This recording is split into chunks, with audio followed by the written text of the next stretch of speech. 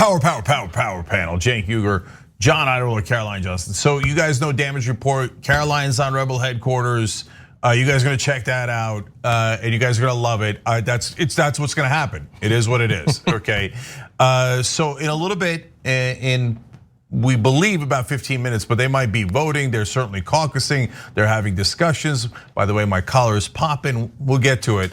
Okay. But Khanna is going to join us in about 15 minutes here. He had a fascinating interview with Jake Tapper on CNN a little while back earlier today. There is huge shenanigans going on, which John's going to explain in the House right now as we speak, and having Congressman Khanna talk about that from the Progressive Caucus is going to be very, very interesting. All right, stay right here. John. Okay, let's jump into it then. From the very moment that it was clear earlier this week that the Democrats weren't gonna have a great election night, the mainstream media has been trying to blame the Democrats, saying that it's, the progressives specifically, saying that it was their fault that the bipartisan bill hadn't passed, and that was what screwed over so-called moderates in their elections. Well, now Pramila Jayapal, head of the Congressional Progressive Caucus, is gonna be asked about whether it's worth it to now pass it, even though now the buck has changed, where that presumably would be the thing that caused the Democrats to lose next year in the midterms. Here's what she had to say.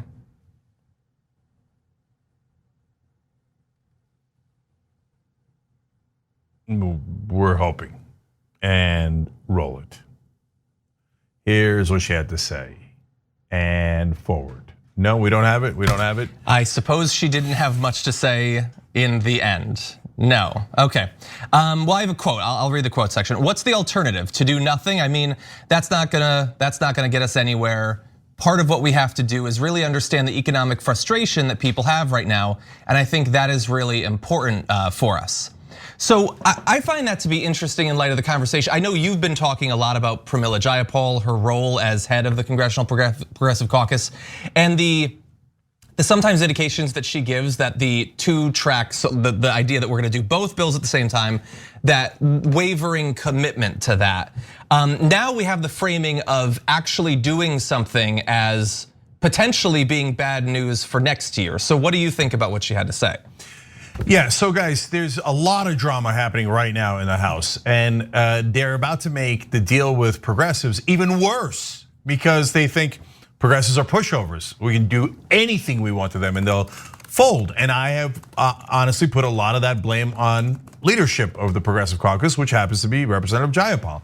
So it doesn't give me joy to do that because I think she's a good person and I think she's a real progressive, but her negotiation at this point has been, in my opinion, abysmal. And that's why they're getting steamrolled. Now, her answer in this case is perfectly good. She says, well, if you're giving me this choice of we lose political elections, but we pass policy that helps voters, yeah, I'll go with the voters. That's a principled, excellent answer. So credit to Jayapal on that. By the way, we have more about her on a different issue later in the show where she did great in standing up to Republicans. So credit where credit is due, including in this answer. Now, the real issue is the question. Why would you lose the election for delivering for voters? But in Washington, reporters are conditioned to assume and project that assumption onto both the politicians and the audience that if you ever deliver for the voters, you give them anything that they actually like, they'll hate you. And you'll obviously lose the election. My God, if you gave them paid family leave and they didn't have to be driven back into the mines the day after they delivered, well, they would hate you for letting them having 4 or 12 weeks of paid leave. They would hate you for lowering drug prices.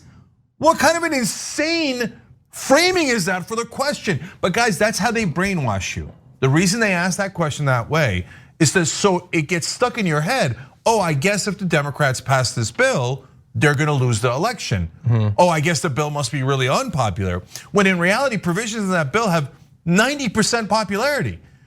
But look, the press doesn't do it in an evil way. They're generally sad tools of corporate America. So they're hired as news actors. They don't know anything about the news. So their editor tells them, hey, moron, go out there and talk about how this bill is terrible, terrible. And it could really hurt the Democrats. Now, I would have gone further than Representative Jayapal. I mean, it's not a critique. Her answer is perfectly fine. I'm just telling you what I would have done is I would have said, the premise of your question is insane. When we pass a really popular bill, we are more likely to win, not less likely to win. I don't know why you would ask such a weird question. But I'm happy to give you another shot. Go ahead, try another shot.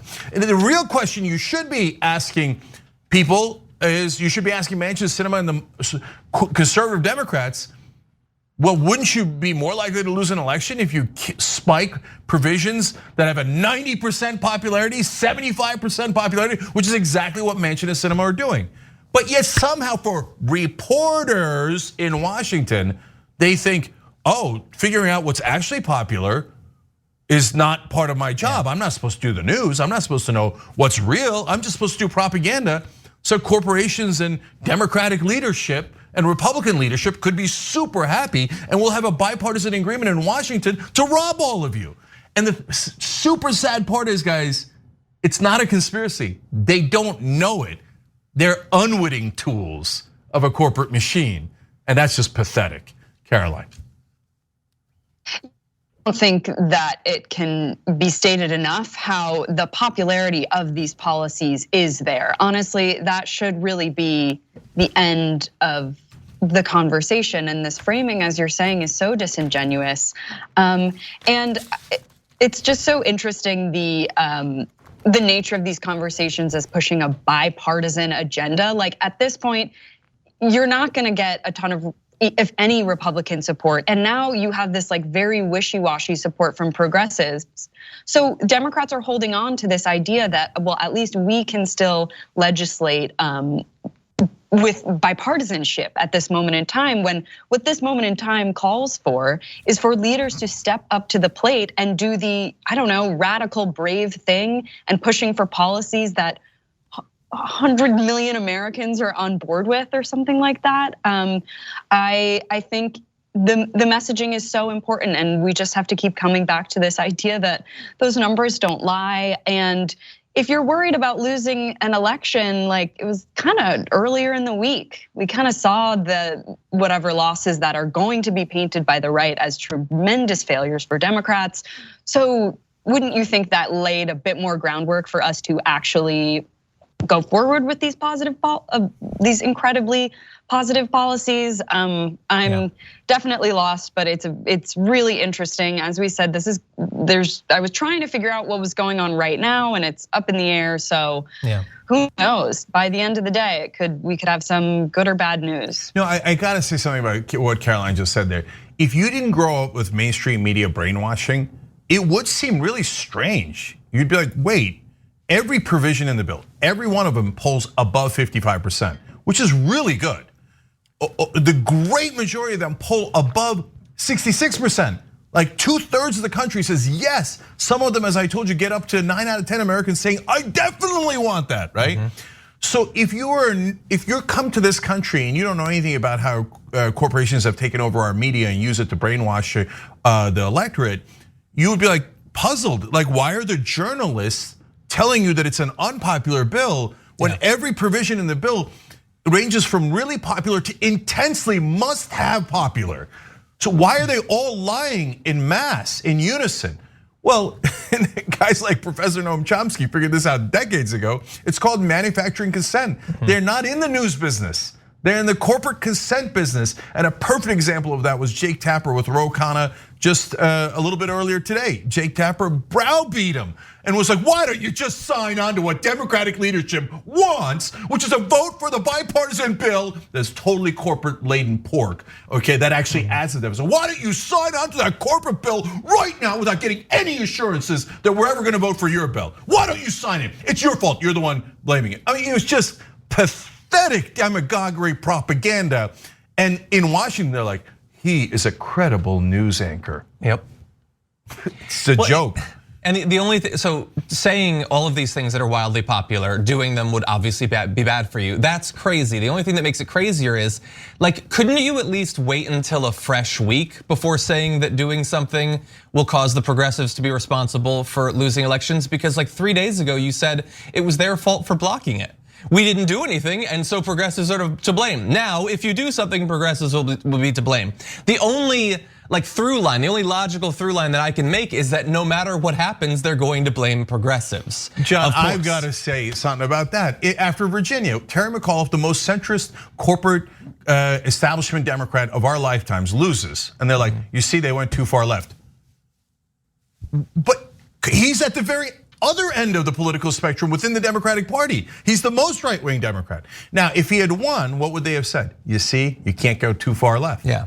So mainstream media is lying to you en masse. Well, CNN, New York Times, they're all lying to you. No matter what you do, no matter what happens, they say the country's gone too far left. You cannot go left. Everybody remember, give everything you own to the corporations and the dogs that they bought in the Republican and Democratic parties. It's disgusting that they've hijacked the label of journalism and now use it for propaganda. Yeah, and look, we saw headlines. Phil Murphy, he squeaked out a narrow win, so he better go back to the center. They're not saying that about Youngkin, obviously, and I would say it's fairly predictable because they're not worried about a Republican going too far. Republicans get in office to block anything from happening.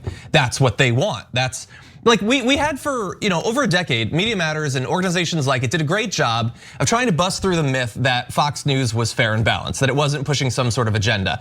And we just need that for CNN and MSNBC. I know that we've been doing that to some extent. People need to understand that just because we wear shirts that say progressive versus everybody, so we have a perspective, well, they don't wear those shirts. Jake Tapper never says the status quo and that's it. So I guess he doesn't have a perspective, but no, he does. They very clearly want specific things, and what they want is nothing to ever change. I gotta say one quick thing on that. I'm gonna be way less compelling in the next block. Okay, hold on. But you've been incredibly compelling so far. Look, I write about this in my book, justicecomingbook.com. You could pre-order it. Prove it. I know it's been a long time coming, but anyway, look, guys, the fact that they privilege their perspective and their bias by calling it objective makes it more deceptive, not less deceptive. By not wearing the shirt saying I'm a corporate tool and I love it, they're saying, oh no, me being a corporate tool is the objective position. Okay, now if you guys want to take a position that actually shows people what people actually believe, and you're actually doing the news and it's based on facts, you're radicals and you're not really credible, okay? But if you do the pro-corporate position where we give everything to the corrupt politicians and what they want, and the donors who finance them, and never, ever, ever talk about the donors, even though they're the #1 factor in politics, well, then you are objective and credible. That makes them far bigger liars, far bigger than even the right wing. We're not lying to you. We tell you, we're progressive, this is our perspective, but we're never gonna play with the facts. We're gonna give you the facts, and we've done it 1,000 times where it is uncomfortable. We did it earlier in the story. I want Jayapal to be an American hero, but she has not done a good job in negotiations, even though I'm rooting for her, even though I convinced her to join Justice Democrats. But she didn't do a good job. Facts matter. And honestly, the mainstream media at this point are just as bad as right-wing media and Donald Trump. They have alternative facts, and they try to brainwash you with that nonsense propaganda. Caroline, unfortunately, we gotta go. So I'm so sorry. Hold that thought. No. When we come back, Congressman Khanna is gonna join us. You don't wanna miss that interview.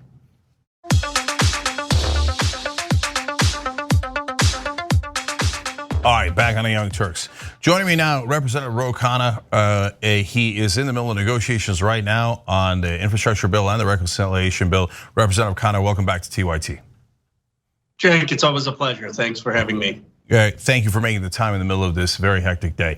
So I want to ask you first about the state of the negotiations. So in the beginning, as everybody knows, progressives had said that they had a red line, that the Senate must vote for the Build Back Better bill, the reconciliation bill first, then the House would vote on the infrastructure bill, the bipartisan corporate-backed bill. Now that line has moved, and Representative Jayapal and yourself have said, no, the Senate doesn't have to vote for it. The House will vote for both. That kind of defeats the point.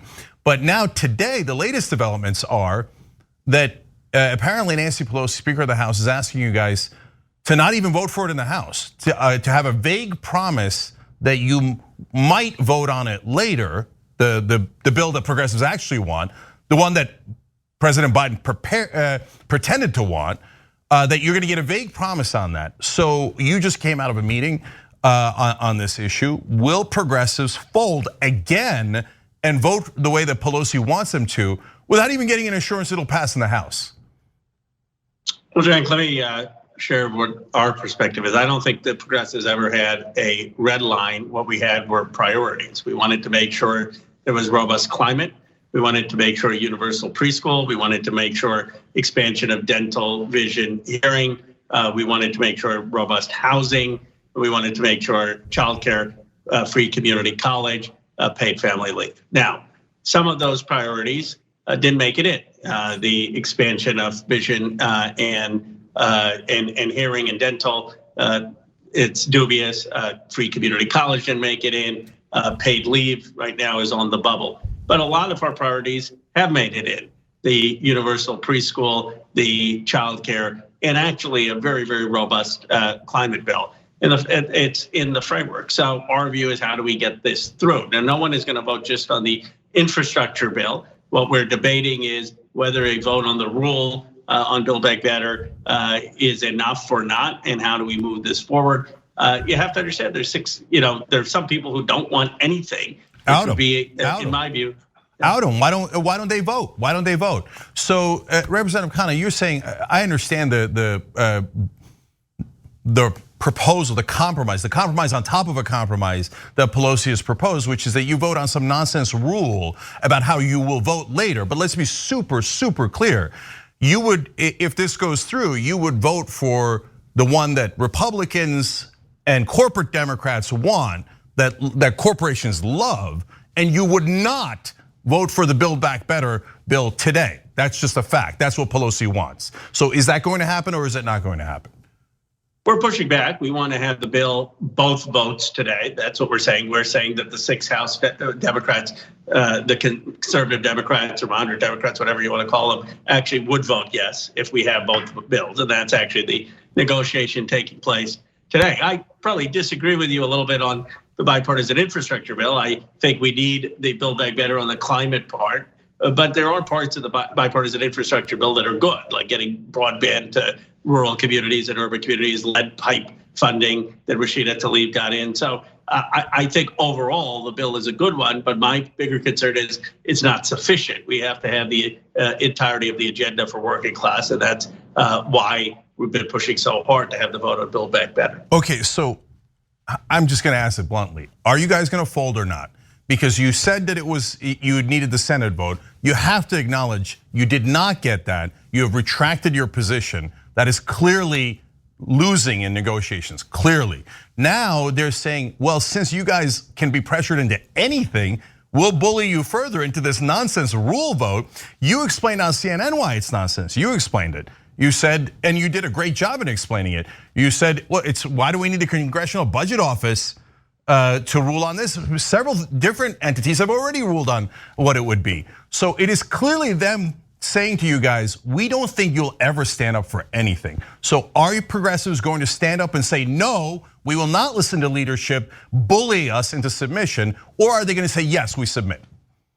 Well, let me just say, we've stood up twice, right? Twice they tried to have a vote on the infrastructure bill, and we didn't. We said, no, we wanted a framework, and the agreement we struck is when the president has a framework, we would support the framework. And I think it's important for progressives. I know there's disagreement out there, but I'm a straight shooter.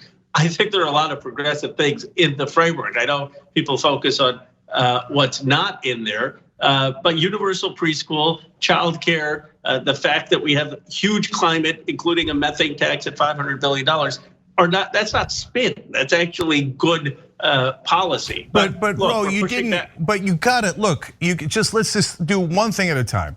You guys said that you would not vote in the House until the Senate passed Build Back Better. You're now saying, no, we withdraw our position. You have to say that's true, because it is true, right? Well, there was a disagreement. There were different opinions, but certainly our chair, Jayapal, said initially, I don't know how she framed it, that we want some ironclad. I can read a New York Times quote for you. Progressive Democrats warned the House leadership that a majority of their members will withhold their support for a $1 trillion bipartisan infrastructure bill until the Senate passes a second, far larger package containing their spending priorities. That's a fact.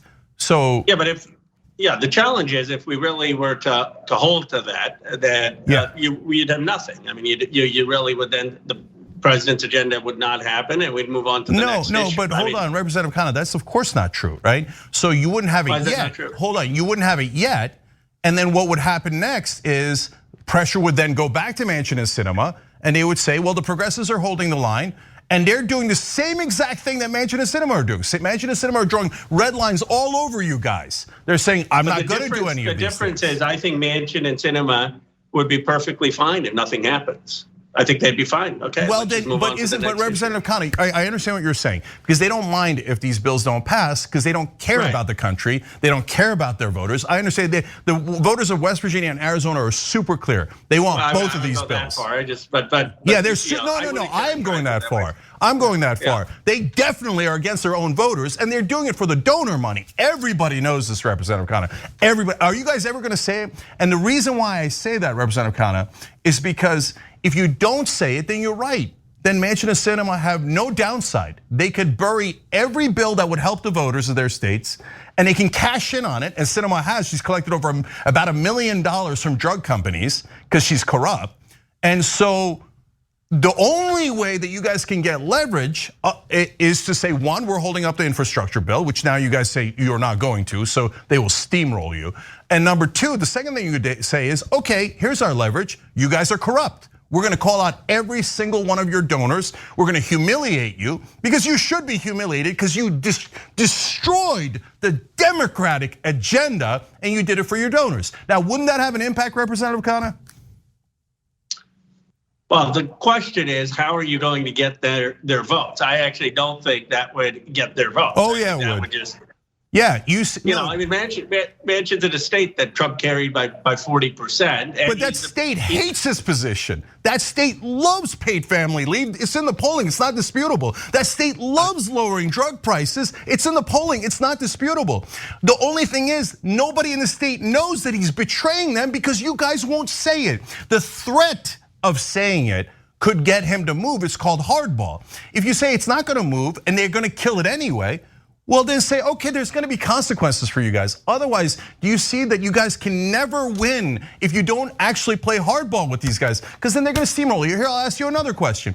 If you say, even if you got the best case scenario, Ro, and you said, okay, look, we'll leave Pelosi that we're gonna vote later in the House and Build Back Better. And by the way, we're pushing back on that, so this is an ongoing negotiation. I mean, but you know, I'm just being okay. I hear you. We're pushing for the 2 votes, so let's see how it turns out. But let's say that she actually meant it, which I think it's all right. Let's say she means it, okay? And you guys actually do pass it in the House. Then it goes over to the Senate. Now remember, Joe Manchin said that he gives you no promise at all that he's going to vote yes. Right. So then he turns around and goes, well, I'm not gonna vote for it. I didn't promise you that I'd vote for it, so it's dead. You voted for my bill, you're a sucker. I'm not voting for your bill. I told you I wasn't gonna vote for your bill. What do you say to that? I don't think that, because the president has said that he will deliver those 50 votes, and I don't think Manchin will tank the Biden presidency. Okay. Just like he voted for the American Republic. I think a bigger risk is that they will dilute what we pass in the House and take stuff out. But I do think it will eventually pass. But I agree with you that the risk is how much further will the dilution be of that bill? So Representative Khanna, those are great points. Let's talk about those one at a time. Once you pass the bill that Manchin and Sinema want in the House, you have zero leverage. So now that you have zero leverage, especially because you guys are not willing to threaten their reputation. I'm not convinced that Manchin and Sinema are that much. Let's get the bipartisan infrastructure bill passed. Certainly Manchin. I mean, I think part of it is just let's not spend money. So I'm not convinced we have that much leverage that he really wants the infrastructure bill. But that's a okay. All right, but whatever little leverage that is, would it instantly disappear? So if you have the vote today or you have it a week from now in the House, it doesn't really matter because either way your leverage is gone in the Senate. So that's point one. And point two, you say, and every Democrat in the House and the progressives, As everybody knows, I'm a progressive. I'm fans of the progressive legislators. You've been on our show many times. You've been incredibly generous with it. You've been honest. We appreciate all that. But since you guys are not willing to threaten outing their donors, there goes the second piece of leverage. So you have absolutely no leverage and you have no promise from Manchin.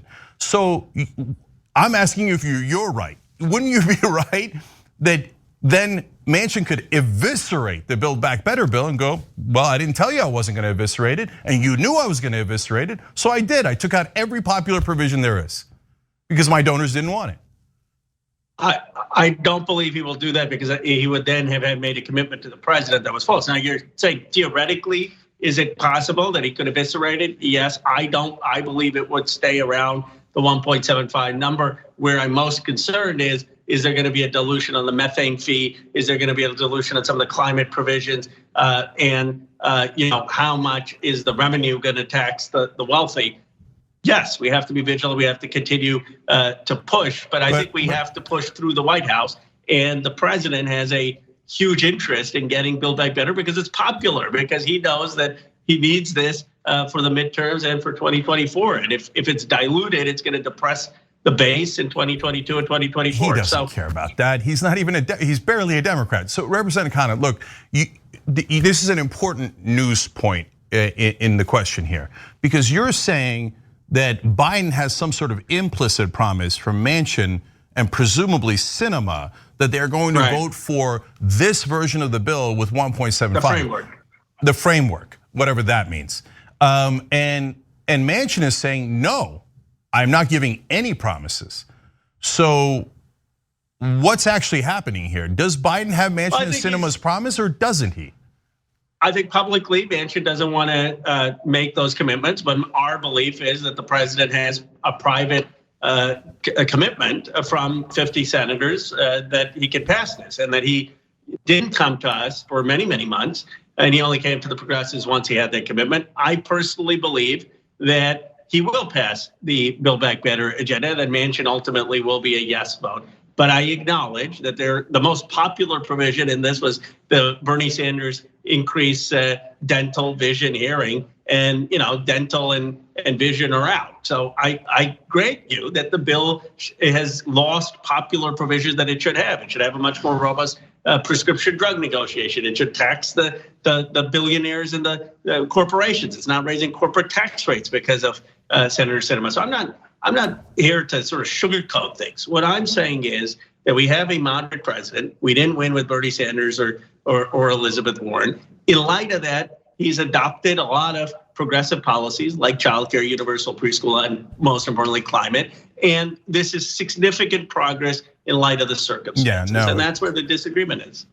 Among not just us, but amongst people who've been critical of the caucus. So Representative Khanna, we're not even talking about disagreement. I think that what remains of the bill is, I think the negotiations went terribly. We lost on incredibly popular provisions. What grade would you give the bill? What grade would you give the current president's framework on an A to F in terms of progressive goals? So Representative Khanna, I grant you that there are parts of the bill that are positive. There's still $550 billion for climate change until Manchin eviscerates it in the Senate and gets rid of it. But okay, for now, in the $1.75 trillion provision, yes, there are some good provisions, including universal pre-K, which by the way, corporations love because they want to get everybody back to work. So everything that's currently in the bill has basically been approved by corporate donors. Now that doesn't mean they're all bad. There's some things like universal pre-K that the corporations have allowed us to have because it also benefits them. Are they not merciful? So it's not 100% loss in terms of the bill itself. But in terms of the negotiations, would you then grant to me that if the negotiations were between 1.5 trillion and 3.5 trillion, and in our best case scenario, we're at 1.75 trillion, and we're not even guaranteed to get that you guys have lost the negotiations? Well, no, because Manchin started out at 0. I mean that. Okay, we started out at 6 trillion. Then okay, then let's meet back at 3. But we have a case where we have a 50-50 Senate and 200 and. By the way, but Representative Khanna, you have 3 House Democrats that could block any bill. So they're 50-50. You're nearly 50-50. Why won't the difference is the difference is they have an advantage because the status quo is fine for them. If everything blows up, If Joe Biden doesn't accomplish a single thing, there are a lot of people who will be fine with that. We want to move progress. So maybe you could say it's sort of like that is true. That is true. That is true. Okay, but that is why we say your only leverage is to shame them publicly. Look here, let's take one example, and then you've been very generous with your time. Okay, so paid family leave has an 88% popular. I'm sorry, it has about a 3/4 popularity. Lowering drug prices, the specific provision to lower drug prices has an 88% popularity. 9 out of 10 Americans, including about the same number in West Virginia and Arizona, to be absolutely clear. Okay, so what you could do is say, why isn't Manchin and Sinema in favor of lowering drug prices? Why are they against 9 out of 10 Americans? And everybody knows the answer to that. It's because they're being bribed. It's legal bribes in the form of campaign donations, but it is bribes nonetheless. If you said that, of course they would catch feelings and you would be persona non grata on Capitol Hill. You've offended the elites. But it is absolutely true, and it would get a lot of press attention to the fact that they are corrupt, and that would hurt their reputation, the only thing they care about. I don't think that's the way to make progress and get the vote. I mean, there's a reason Senator Sanders, who's worked with them, and no one can question his integrity, chooses to make it about ideas and doesn't choose to sort of make. You're giving away leverage. You're giving away leverage. Representative Khanna, it isn't about that hey, we're not issuing ideas. We are in favor of ideas. We're in favor of the idea of lower drug prices. The only people who are against lower drug prices are drug companies. They're giving millions of dollars to Manchin and Sinema. Now, I get you're saying in the middle of negotiations, you don't want to blast them with a nuclear level attack publicly. But if you care about those ideas and you care about those policies and you know you have a winning hand, wouldn't you behind the scenes at least threaten that? And it's obvious that you guys are not threatening that because they're walking around free as a daisy. They don't have any concern at all. And progressives have never shamed corporate Democrats, have never challenged corporate Democrats, and that's why they steamroll us. Isn't all of that fairly obvious? Well, I co-chaired, as you know, Bernie Sanders' campaign, which every speech was about the hold that the pharmaceutical industry, Wall Street, big corporations have on American politics. He's spoken out. He may not personalize it, but he's spoken about industry. But if you don't personalize it, you have no leverage. If you don't personalize it, you have no leverage at all. And Representative Khanna, the mainstream press hates progressives.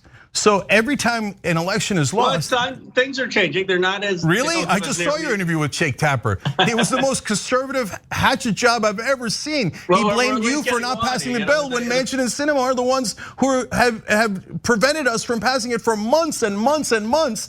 And then they run McAuliffe, the worst conservative Democrat in the party, and then they blame the left for losing the election. That's insane. When are you guys going to fight back? I understand that. The progressive movement, wants us to be tougher, wants the caucus to be bolder. I get it. I read the Twitter threads here or there. I mean, I see the criticism.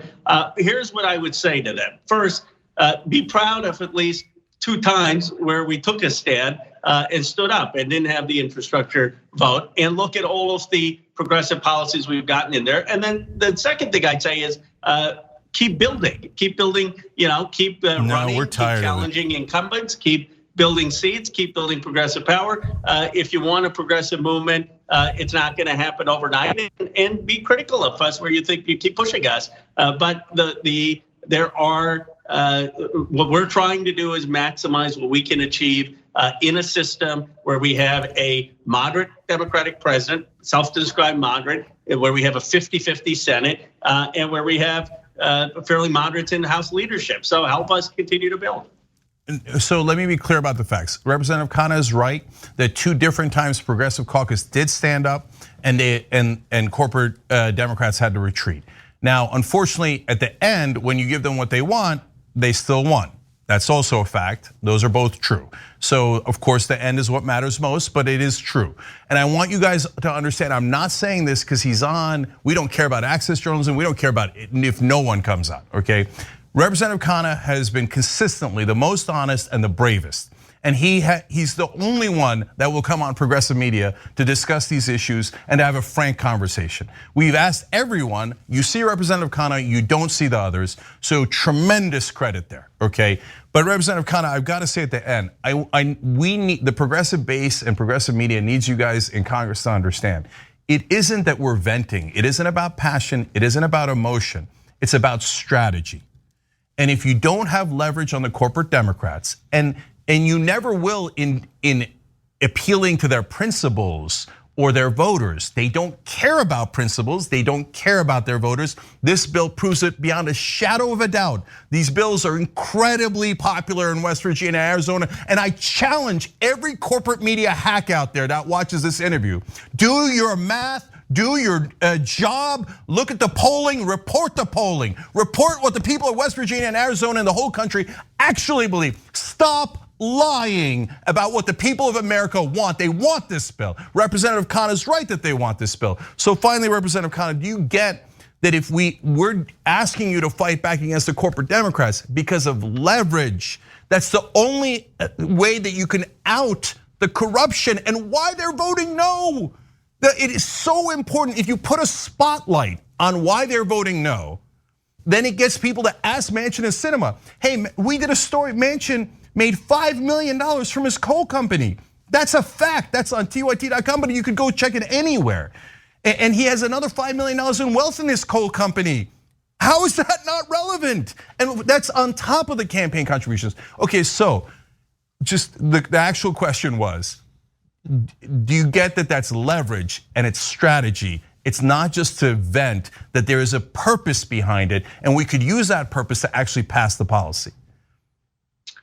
I believe, Cenk, that there are different roles for different people in a democracy. I believe that the role of progressive legislators is to help mobilize, but then also to figure out how we get things done. I think that there's a role for independent media. I think there's a role for mobilization. I think there's a role, as you know, I've always supported primary challenges, and there's a role certainly in Arizona where you have a Democratic state and a senator who's voting differently than Mark Kelly for us to have mobilization. So I believe what I don't want to have happen, and let me end with this, is this kind of sense, well, it doesn't matter. We got these Justice Democrats in there. We got AOC, we got Ilhan, we got Rashida, we got Pramila. We got a bunch of folks in, Jamal Bowman and Cori Bush, and nothing is changing. And we had Bernie Sanders' energy, and let's just leave. Look at how far we've come from 2016 to now. Look at the fact that what has become the center of the Democratic Party. Is it perfect? No. Is the progress fast enough? No. But if we can do this in 5 years, think about the next 10. And the worst thing, I'd rather people beat up on me, criticize me, just don't disengage. Keep winning races, keep building. I'm confident eventually we'll get a progressive president, progressive leaders, and that's what will allow for the real change.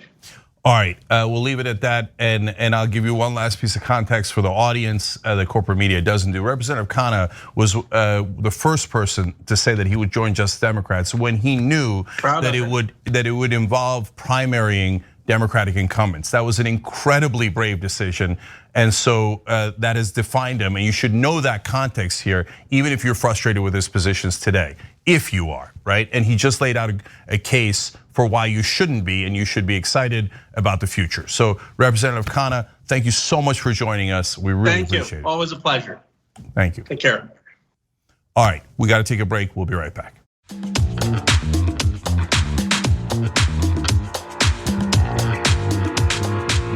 All right, back on TYT, Cenk, John, and Caroline with you guys. That was an interesting interview. And so we've got more news for you all. So John, take it away. Okay, let's do it. Pfizer has developed a course of pills that they say cuts the risk of being hospitalized or dying as a result of COVID if you become infected by about 90%, according to their recent trials. They did a study of 1,200 COVID-19 patients who were selected for having a higher risk of developing serious illness. And in their study, people who took Pfizer's pills were far less likely to end up in the hospital compared to those who got placebo pills. This is where it gets a little bit uncomfortable. None of the people who got the real pills died, but 10 people who got placebo pills died, according to results summarized in a Pfizer press release. And so bear in mind, This has not yet been adjudicated by the CDC. They will eventually go over this data once Pfizer completes 2 more trials that are currently ongoing. It's believed that by the end of the year, they'll submit this to the government to be looked at for possible sale. And if that were to happen, it would probably take until the beginning of next year. So all we have so far is a result of what they are saying based on their internal studies. But that said, the results seem pretty impressive. You take this course of pills inside of a couple of days of showing your first symptoms from COVID-19, and it massively lowers the chance that you will get sick or die, according to what they say. What do you think? All right, here's what I think. Oh, finally. Okay, guys, this is amazing news. And not only publicly in the science that we're seeing, but also there's a friend of mine who is one of the top experts in this field. He looked at the actual data set itself. It's true, it's real. And whether it's 89%, of course, that's just one test, right? But the overall idea that the pill is real and does mitigate the damage is true. And understand there's 2 great pieces of news about this, which means this thing's almost done. Number 1 is this is not something you take ahead of time. This is something you take after you get sick. So this is all the Trump guys who are in the hospital saying, can I take the vaccine now before they die? No, you're gonna be able to take the pill, so it's okay, we're gonna save your life. You didn't really want it, but okay, we're gonna save your life anyway. Okay, and I say we here, but in the general country, the rest of us, the sane part of the planet, okay? And number 2, it totally works. There's another pill that got to about 50% efficacy. If this is 89% efficacy, almost no one who takes it winds up hospitalized or dead. That means COVID is done. Who cares about getting normal sick, right? We've all been normal sick 1,000 times in our lives. And so, by the way, conservatives, now to turn to politics for a second, now you'll see, it won't matter because you don't care about facts, you just move to the next identity issue and the next culture war issue, right? But you'll see, we're not gonna make you wear masks and take vaccines if there's other ways of preventing it. Like if this pill was around from the beginning, yes, taking the vaccine is better because it prevents spreading the disease. But with the pill, since people are not going to die, I don't really care. And you'll see that we don't care. As soon as the pill is out, I don't care. Go wherever you want. Look, don't trust, listen to the scientists and the doctors, but my opinion is take your mask off, do whatever. I don't care about your life other than trying to preserve it. Your freedom, go nuts, man, no mask. Just go hug and kiss and do in public in tight closed spaces indoors. We don't care, we're not trying to control your lives. We were trying to save it. And if the pill does that, then great. For God's sake, get it in the market and let's go. Caroline. Yeah, I mean, I think we all know that the effects of COVID, whether the physical, mental, emotional, like those are never going to be over. That it's so ingrained in our culture and society right now that, saying like it's over, hooray, is we all know that this is going to be with us in many ways for a long time to come. I agree. That being said, that this is a really remarkable step forward, but I do appreciate, John, your sort of emphasis on the fact that this is the research from the company producing the pill. So I likewise am excited for those other studies and for different companies to come up with similar results, just because I think that a lot of what we see with the vaccine hesitancy, of course, not in the far right sort of red-pilled kind of parts of the internet, is just this mistrust in big pharma in general. And so I think, I'm still crossing my fingers, but I think it'll be a warm welcome once we have just less of a monopoly over these studies as they move into just broader recognition. But yeah, this is incredible. I didn't know something like this was possible. It feels like very well deserved for humanity at the end of all this. Yeah, I just want to clarify 2 things there. Number 1 is the information is public. Do I trust drug companies? Period? No, of course it depends. What are we trusting them on, right? And but are they likely to put out false information and ruin their stock when they're riding high? It is very, very unlikely, right? So, and people that are experts have checked their public information and believe it's true. Again, you always want a second test, you always want more verification, et cetera, but it's just excellent news for today. And the second reason why it's excellent news, guys, is because people are psychologically more adverse to a shot. And my theory, and this is fun speculation, is that because in the movies, the bad guys will always like inject you with something. And I'm totally serious. And by the way, why do you think we have racial bias in this country? Because local news put up pictures of black guys 24/7. My whole life growing up, you guys are younger than I am, but they told you, oh, criminals, criminals, criminals, and that got into your head, right? And so in the movie's case, accidentally, unwittingly, the bad guys always inject you with something. So it creates the psychological feeling of like, oh no, don't inject me, right? A pill, well, I take a pill when I have a headache. That's totally fine. Yeah. So my guess, and by the way, conservatives don't want to die, but they got weirdly decided to die on this hill because Tucker Carlson and others told them to, right? And so now they're going to be kind of relieved to not have to die.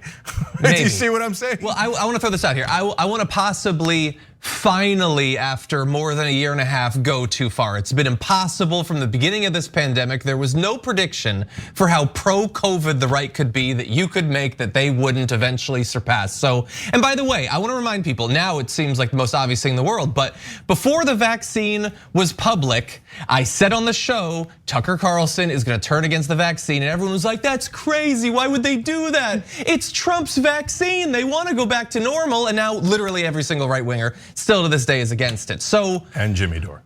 And other people as well. Why are we assuming that this would be different? Just because it's a pill, it's still Pfizer, it's still suspicious. No, but it's not just the injections, they won't wear masks.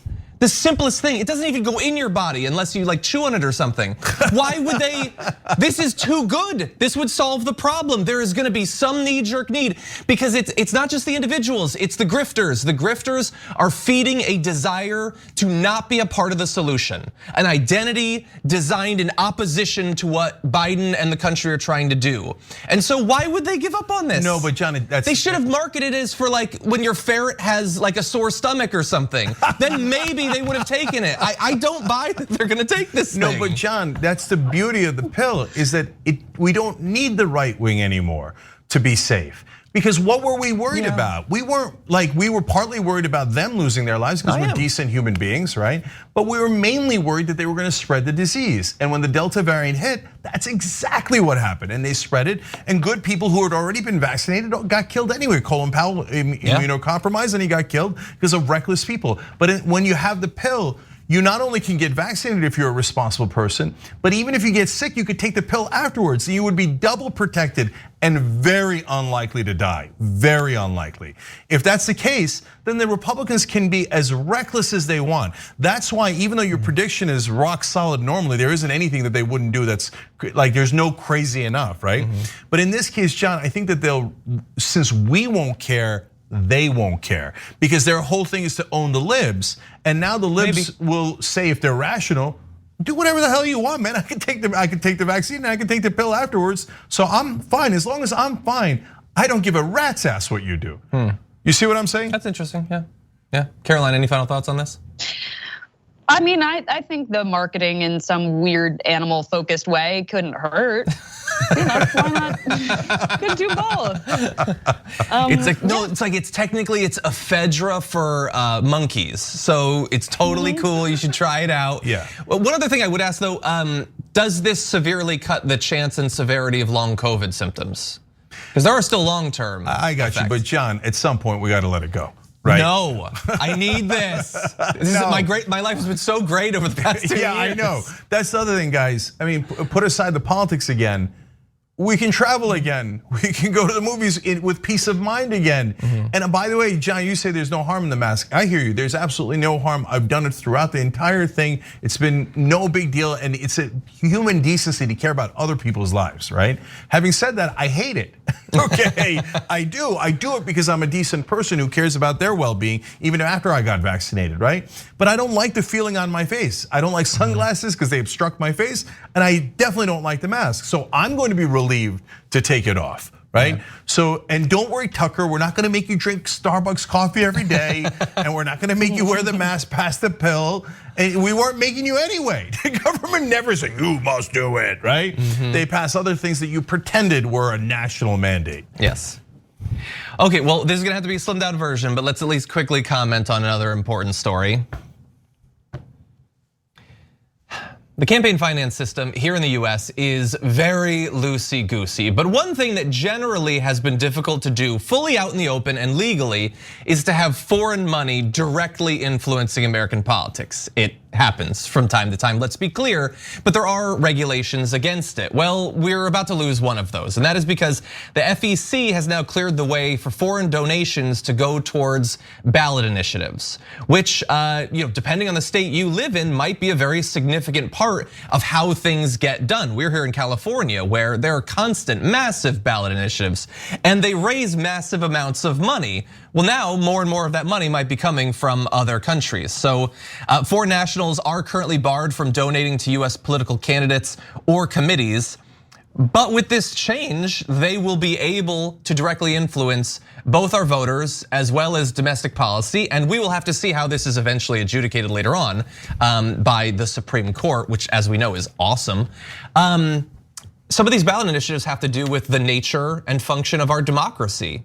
And so how much of this will foreign money eventually get to influence, we don't know for sure, but this is definitely sending us down a very different road. Okay, so this is disastrous news. Now, bribery is international. Different companies, this is flat out so let me explain. In this case, it's not going to politicians, so bribery is a little bit of a misnomer, but corruption is definitely the correct umbrella. It's under the umbrella of corruption. And in this case, they're buying elections as opposed to politicians, which is actually more efficient. Why bother giving money to a politician, hope he does the right thing, and then he's gonna have pressure and he's gonna have to worry about his voters and he's gonna have to do all that lying, but no, just buy the election. So ballot measures, and now here's a hilarious part of the story. The degree to which America has become corrupt is immeasurable.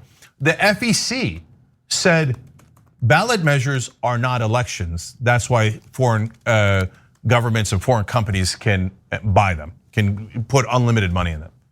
What do you mean they're not elections? Of course they're elections. We go into a voting booth, we vote on the ballot measure in an election. No, it's Orwellian, guys, but it's not right wing or left wing. By the way, one of the Democratic commissioners voted for this corruption. Okay, so that's why it was 4-2. The Democrats, corporate Democrats, are just as corrupt as corporate Republicans, just as corrupt. Okay, and so in this case, they said, oh, any country wants to come in and buy a ballot measure, and so wrap your mind around it. This originally came from Montana. The case did. So there was a foreign government, a foreign company that is taking public land of Montana and drilling on it. The people of Montana don't want it, but they do a ballot measure, and the foreign company spends unlimited money lying and pretending that it's actually for the people of Montana and it helps them with their public land. And you say, well, the voters should know better. How the hell would they know better? Who knows the intricate details of that ballot measure? And no, they unfortunately get their information in that case from the ads, because the news almost never covers stories like that. So they almost have no way of getting that information. In fact, credit to Axios for covering this story. I've seen it in no cable news, no coverage at all. Did you know that foreign companies can now buy our elections? No, because the corporate media didn't tell you. Why? Because they're also corporations. And by the way, it's a slippery slope. And the reason why corporate media is super hush-hush on this is because, remember, a lot of their shareholders are not Americans. We call them American corporations, but are they? And a lot of them then go and do like, oh yeah, my real headquarters in the Cayman Islands. So they want international corporations to be able to buy every election in America. So the corporate media is thrilled with this. They're like, oh my God, corporations have more power. Now we can just do ballot measures saying, you know what, we're gonna ban all online programming. Why not? They're our competition, it's annoying us. Remember, look, I'm no fan of Elon Musk now, but remember when local car dealerships were just bribing officials in places like New Jersey? and saying to them, just don't let Tesla have dealerships. And they literally passed a law saying Tesla cannot have dealerships. Or can't sell unless they have dealerships. Yes, and they don't have dealerships, so they couldn't sell. It's unbelievable what you could bribe American officials into, and now you could buy elections. And guys, one last thing, and I'm gonna come to Caroline. Any government can do it. China can do it. Saudi Arabia can do it. Of course, Israel can do it. But of course, Canada can do it. Of course, UK can do it. And guys, it isn't about the countries so much. Our new rulers are multinational corporations. So what difference does it make if a corporation is based in Israel or Australia or Denmark? It doesn't make any difference at all. They're coming here to rob you, and the FEC just said, rolled out the welcome mat and said, come on in, most corrupt country in the world, you're welcome. Caroline. Yeah, this is truly jaw-dropping. It's an absolute disgrace to voter transparency. I mean, ballot measures are notorious. In California, at least, we often joke about how they are the most boring but important parts of the election process. And because of that, very few people actually know what they're voting on, and have to have a photographic memory of like yes, no going into the polling station. We need to be making voting easier and more accessible and able to be understood by more people. And this is the exact opposite of that. And I'm sure this is something that happens nationwide, but every election when we have the specifically regarding like kidney dialysis and the commercials and the messaging, it's impossible to understand.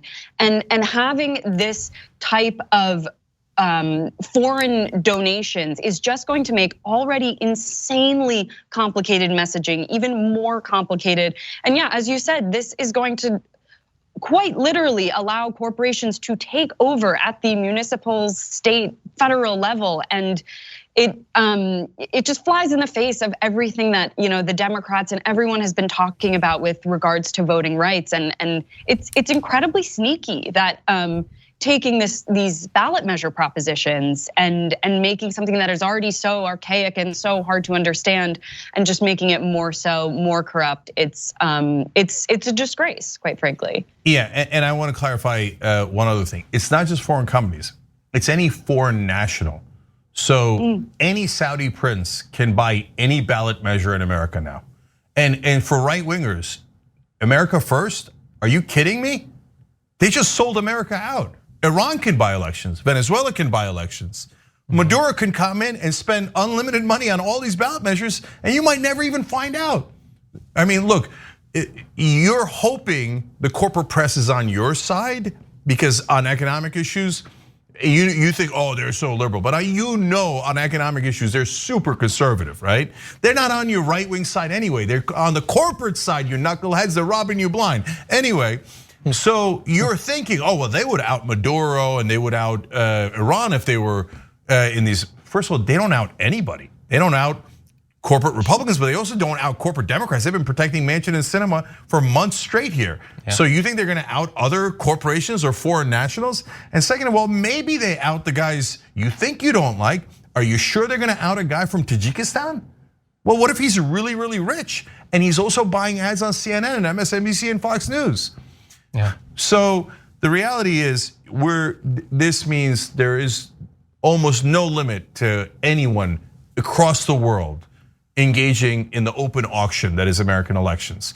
I'm sorry, I said elections, but I'm gonna quote Axios so you know that I'm not exaggerating. In a 4-2 vote in July, the FEC ruled ballot initiatives are not elections under existing federal law. Isn't that amazing? Ballot initiatives are not elections. You vote in them. I mean, the only time you ever hear of them is when you're in a polling station. And by the way, corporations are human beings. My friend. These are actual decisions made by the American system. It's a joke. The whole world laughs at us. Look at how corrupt America is. They call other countries corrupt. They legalize corruption. Hey guys, anybody can go buy an election in America. So that's where we are now, where the rich will have everything and they don't even have to be American. Unless the Supreme Court saves us. One last joke to end the week. Anyway. Supreme Court's gonna be like, corruption, what name so? Yes! Say no more. Yeah, the Supreme Court has let corporations pour unlimited money into politics, and that's how we lost our democracy in the first place. The Supreme Court's gonna be salivating over this case. Yes, yes, yes, yes, yes, yes! That's what's gonna happen at the Supreme Court.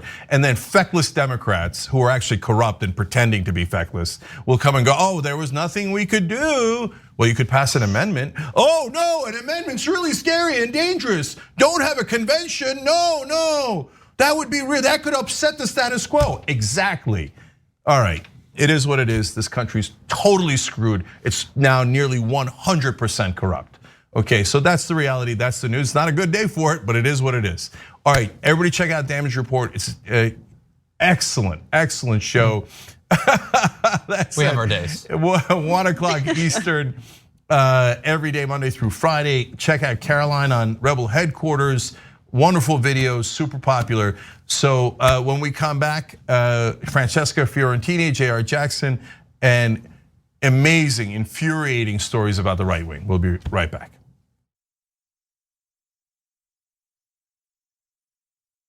Thanks for listening to the full episode of The Young Turks. Support our work, listen ad-free, access members-only bonus content, and more by subscribing to Apple Podcasts at apple.co/TYT. I'm your host, Cenk Uygur, and I'll see you soon.